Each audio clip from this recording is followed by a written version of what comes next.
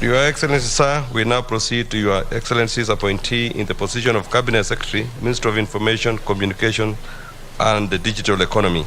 Your Excellency, sir, with your kind indulgence and permission, I now invite Mr. Ruto'S to take his place at the podium for the oath of office.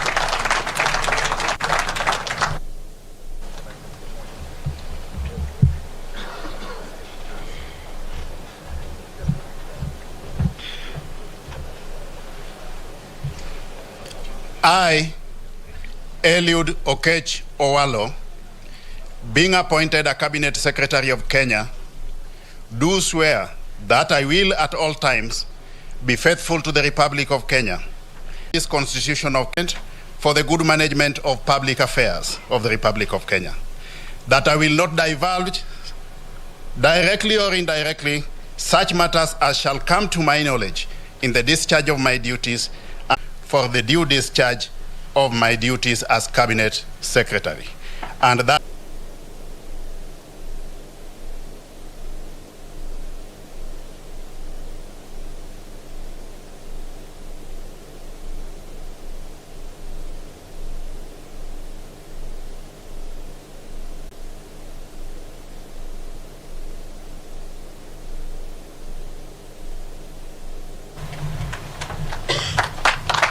in the position of Cabinet Secretary, Minister of East African Community, the ASALs, and the Regional Development. Your Excellency, sir, with your kind indulgence and permission, I now invite Ms. CBS to take her place at the podium for the oath of office.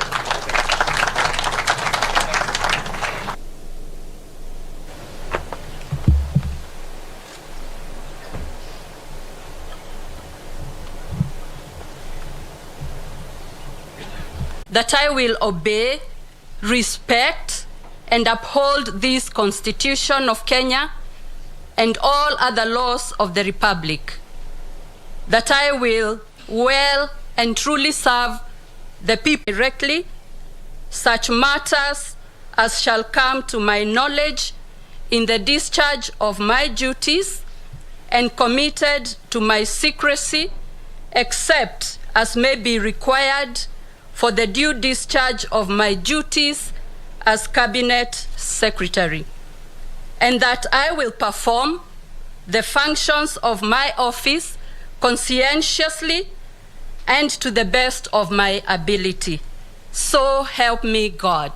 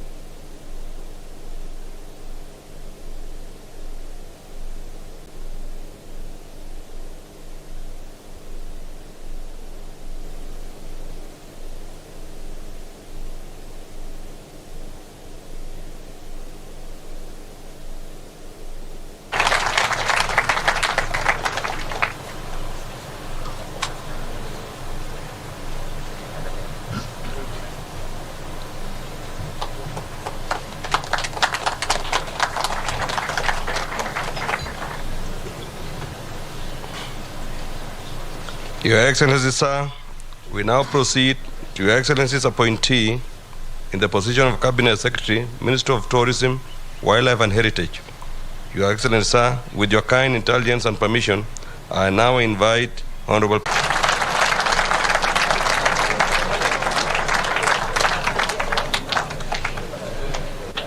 Constitution of Kenya and all other laws of the Republic. Faithful Counselor to the President for the good management of the public affairs of the Republic of Kenya, that how the functions of my office conscientiously and to the best of my ability. So help me God.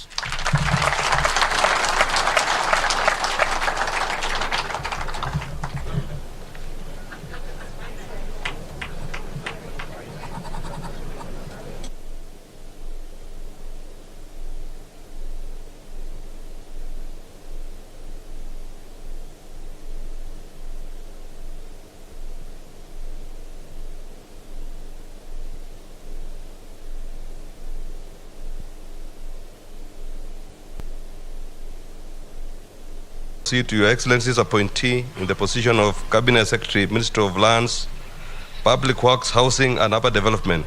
Your Excellency, sir, with your kind indulgence and permission, I now invite Mr. Zakaria Mwangi Njeru to take his place at the podium for the oath of office.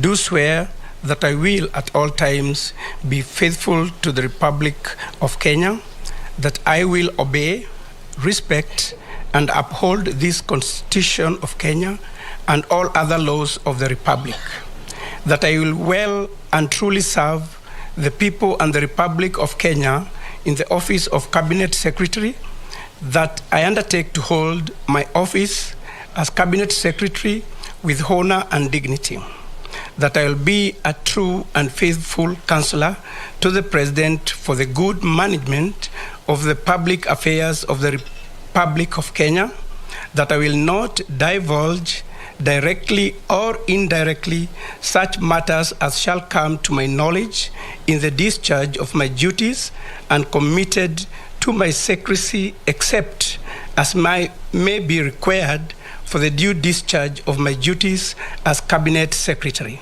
and that I will perform the functions conscientiously and to the best of my ability. So,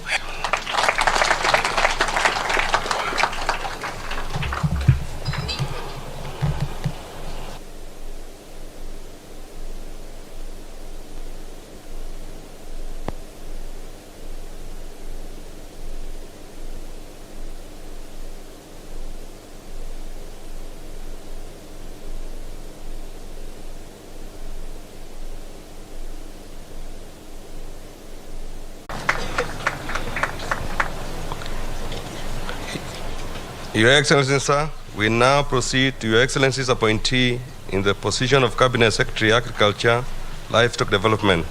Your Excellency, sir, with your kind indulgence and permission, I now invite Honorable Mithika Linturi to take his place at the podium for the oath of office.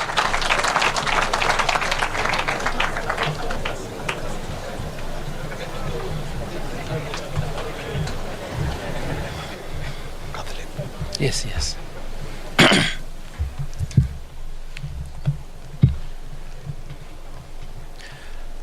I, Franklin Mithika Linturi, being appointed a Cabinet Secretary of Kenya, do swear that I will at all times be faithful to the Republic of Kenya, uphold this Constitution of Kenya and all other laws of the Republic, that I will well of the Republic of Kenya, that I will not divulge directly or indirectly such matters as shall come to my knowledge in the discharge of my duties and committed to my secrecy, except as may be required for the due discharge of my duties as Cabinet Secretary, and that I will perform the function of my office conscientiously and to the best of my ability.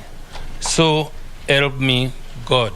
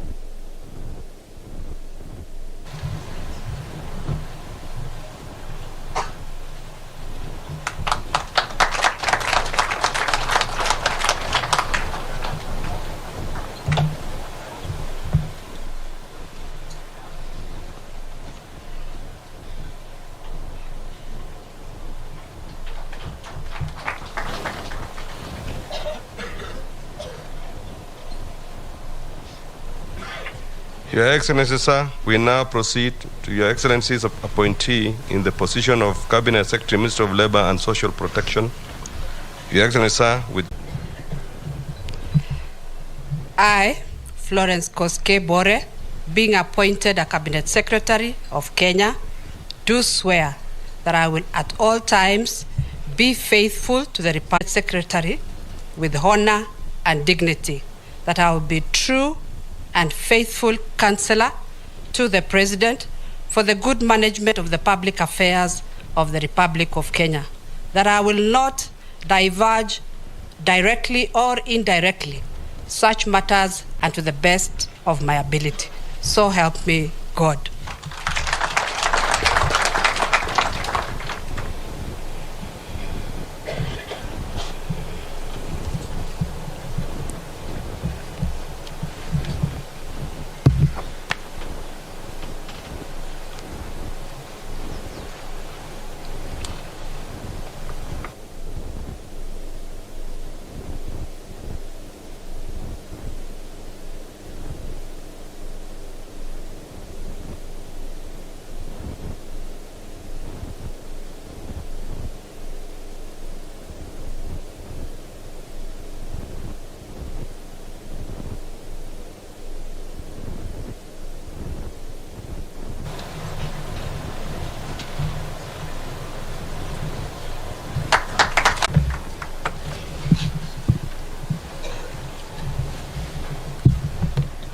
As may be required for the due discharge of the duties as Secretary to the Cabinet. So help me God.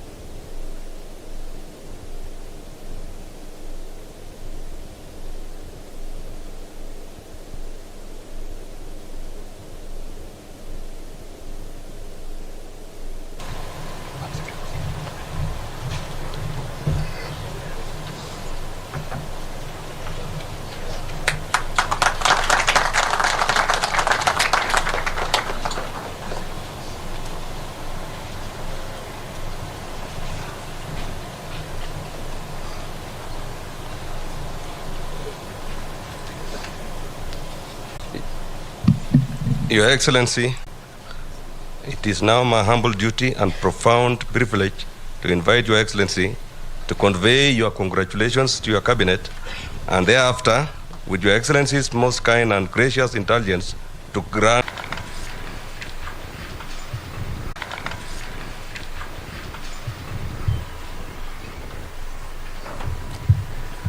Let me take this opportunity on my own behalf, the Deputy President and the Government of Kenya, to congratulate all our Cabinet Secretaries who've been appointed and sworn in this morning. To all of you, I have had the occasion to congratulate you personally, but let me also take this opportunity to congratulate each and every one of you for the honor to serve the Republic of Kenya. Congratulations, and upon which we were elected by the people of Kenya. Again, to all of you and your families, I want to say a couple of things. Just by it is that you will be serving, you will have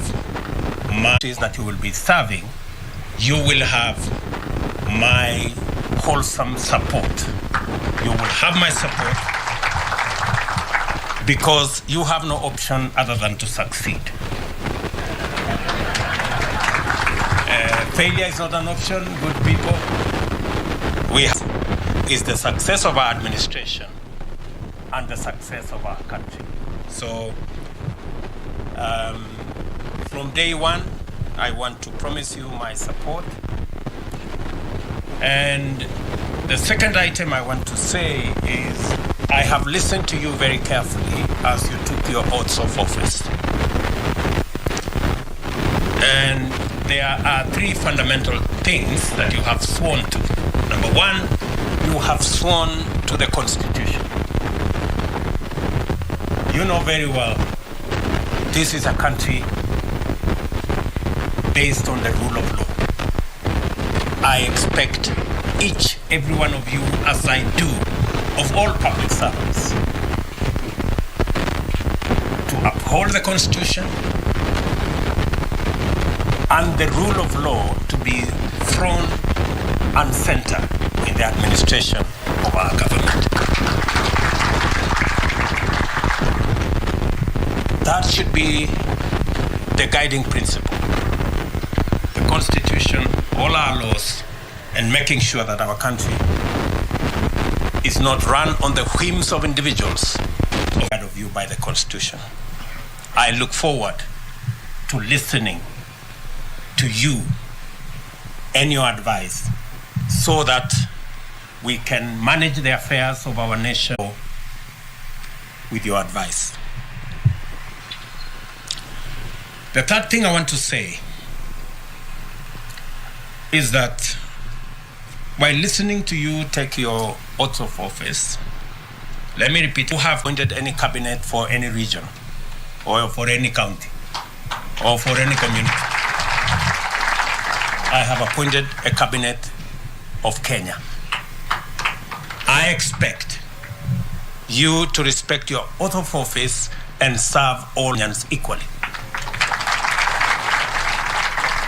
To each one of you, I didn't hear anybody say they swear to be a cabinet secretary for a ministry. You said you will be a cabinet secretary. One of you to say things are not going right in the next ministry. It is your business. If things are not going right in the next ministry, it is your business to look for your colleague, sit them down, and things must. Because the principle of collective responsibility is a principle that is understood and is a principle that has been practiced. And therefore, that will be my minimum expectation, that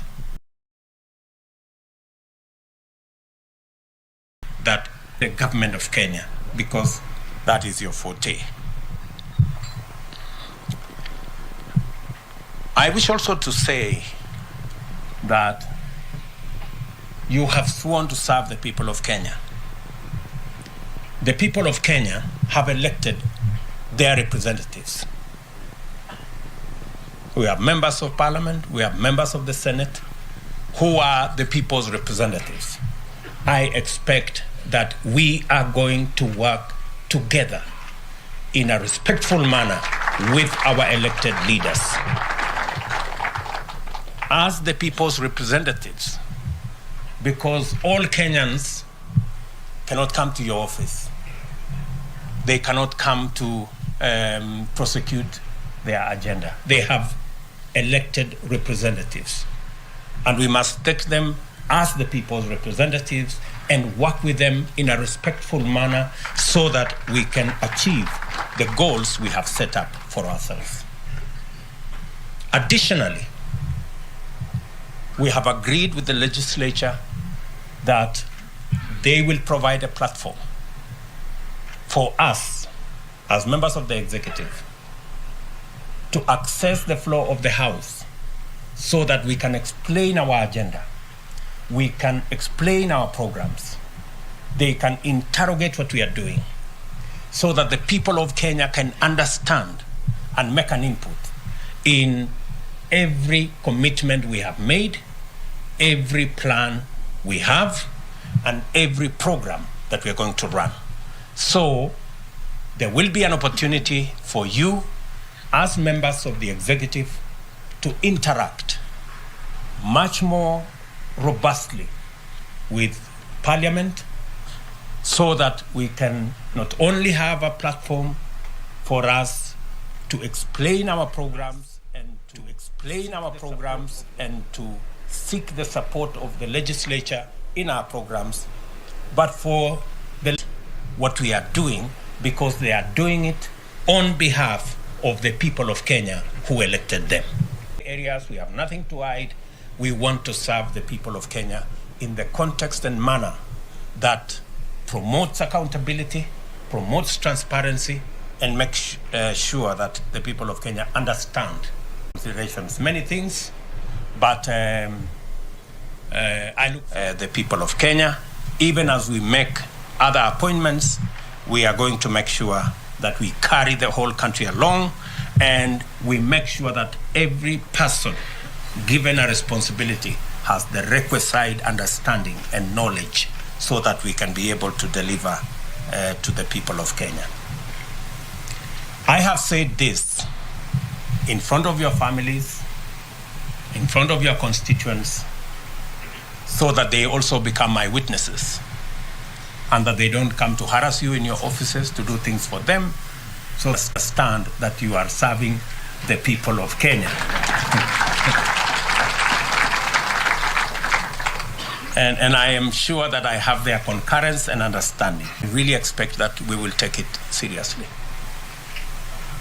I will conclude with a word from the Bible. James chapter 4, verses 17. And I want you to record it somewhere and put it on your desk.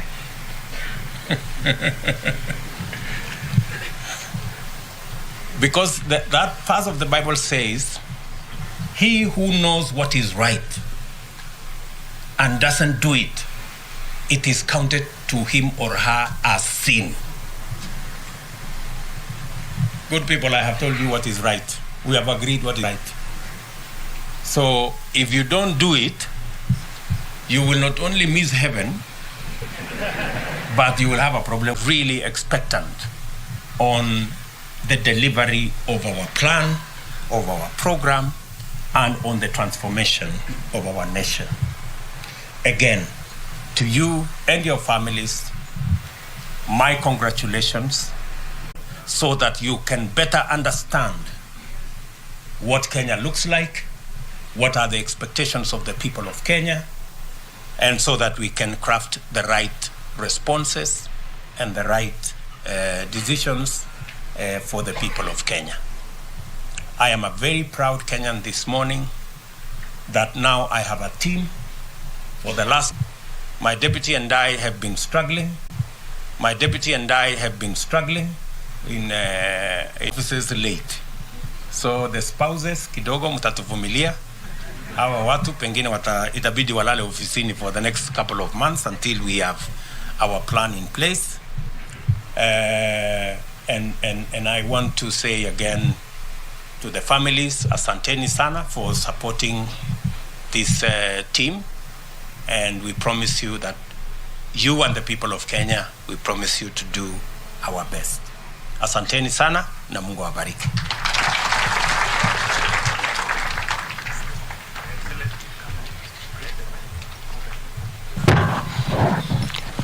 We will clear the stage, everybody else, but for now we are requesting that it's just members of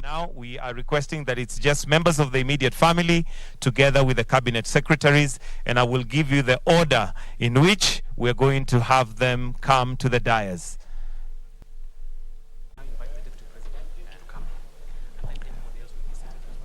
Your Excellency, the Deputy President, Rigathi Gachagua, if kindly you can join us on the dais for the photo opportunity. We'll be joined by His Excellency the President shortly. Welcome.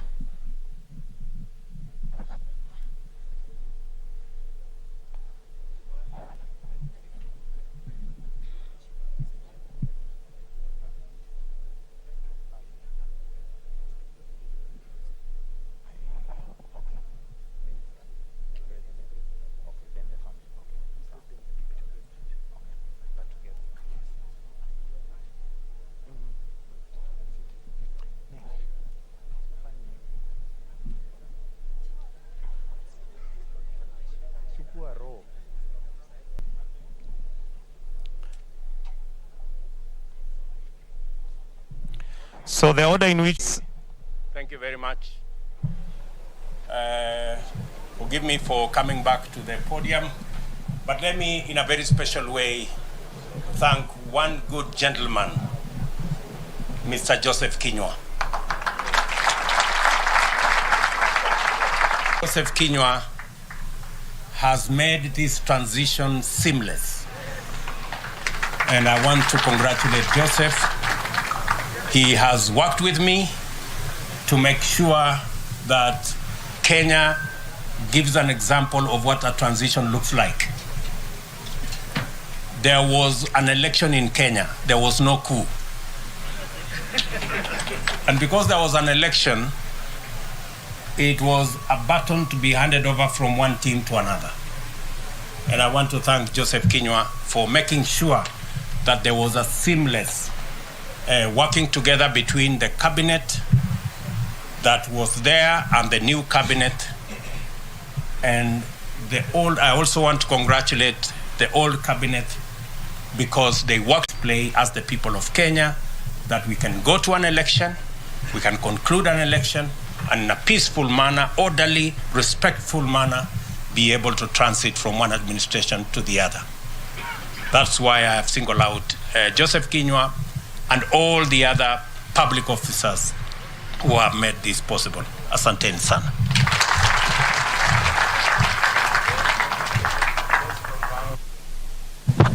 And with those profound accolades, the first photograph we'd like to take is with you, Dr. Joseph Kinyua.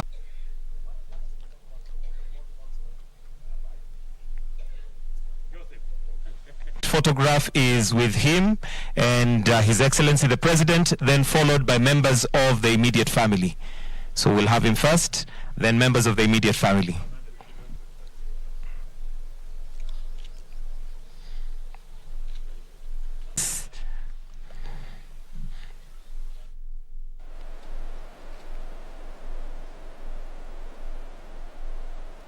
Thank you. Honorable Justin Muturi.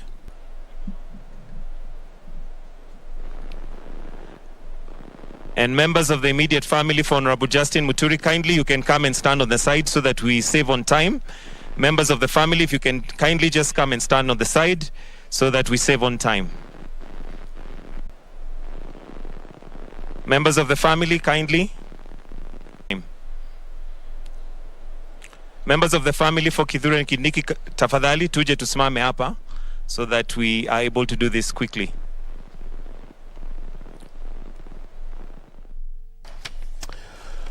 Well, and finally, a new set of cabinet secretaries has taken office today in the just concluded oath-taking exercise that has been witnessed by President William Ruto and Deputy President Rigathi Gachagua there at State House. The 24 nominees have just taken oath of office, of course confirming their allegiance to the Constitution and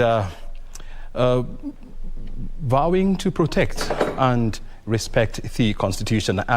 But this is just a standard oath that they are supposed to take as enshrined in the Constitution. If you allow me, I can take you through what they have just said. I, being appointed Cabinet Secretary of Kenya, do swear solemnly affirm that I will at all time be faithful to the Republic of Kenya, that I will obey, respect and uphold this Constitution of Kenya and all other laws of the Republic, that I will well and truly serve the people and the Republic of Kenya, that I undertake to hold my office as Cabinet Secretary with honor and dignity, that I will be a true and faithful counselor to the President for the good management of the public affairs of the Republic of Kenya, that I will not divulge directly or indirectly such matters as shall come to my knowledge in the discharge of my duties, and committed to my secrecy except as may be required for the due discharge